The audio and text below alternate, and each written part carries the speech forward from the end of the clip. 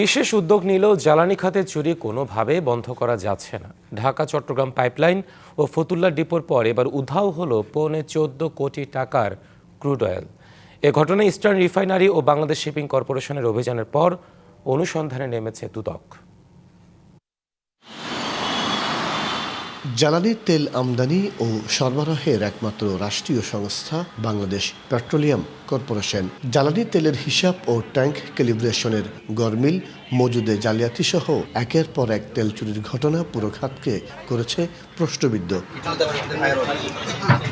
গেল বছরের 24শে মার্চ আরব আমিরাত থেকে 1,09,741 টন ক্রুড অয়েল নিয়ে দেশে আসে জ্বালানি তেলবাহী জাহাজ নর্ডিক স্কেয়ার।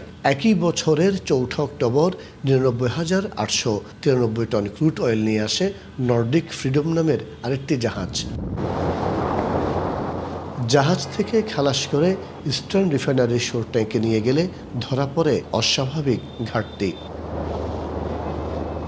জাহাজ দুটিতে বিএল পরিমাপে 2,09,584.090 টন ক্রুড অয়েল ছিল, কিন্তু বাংলাদেশে আসার পর কুতুবদিয়া অ্যাঙ্করে যৌথ সার্ভেতে পাওয়া যায় 2,09,136.590 টন।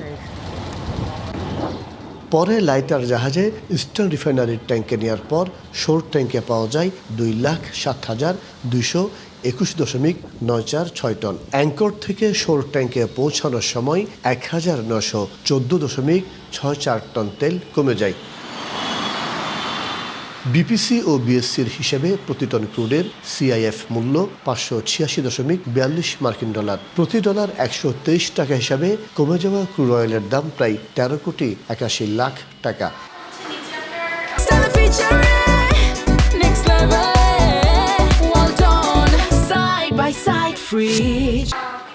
বিষয়টি জানতে ইস্টার্ন রিফাইনারির ব্যবস্থাপনা পরিচালককে বেশ কয়েকবার ফোন করা হলেও তিনি ধরেননি।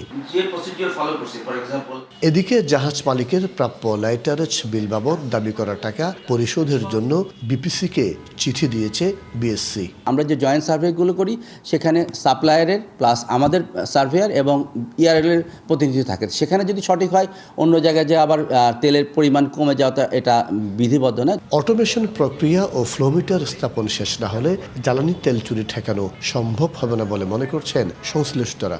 এই তেল চুরির আইটি কারা কারা ভোগ করে সেটার উপর নির্ভর করে আদৌ এটা বন্ধ হবে কিনা। দুর্বৃত্তরা এটার সাথে যুক্ত এবং বিপিসির ভিতরে বাইরে এই সংযোগ আছে বলেই দমন করা যাচ্ছে না। বিপিসি সেক্টরে আমরা অটোমেশনের ব্যাপারে পদ্ধতিগত বিষয়গুলোকে অটোমেশনে নিয়ে আসার জন্য আমরা উদ্যোগ নিয়েছি। ইন্ডিভিজুয়ালি ড্যাশবোর্ডে সমস্ত তথ্য সবাই দেখতে পাবে। পতেঙ্গা ডলফিন জেটি থেকে ইস্টার্ন রিফাইনারির শোর ট্যাঙ্কে তেল নেওয়ার সময় কমে যাওয়া ঘটনায় তেলের পরিমাণ, যৌথ সার্ভে প্রতিবেদন সহ প্রয়োজনীয় রেকর্ডপত্র চেয়েছে দুদক।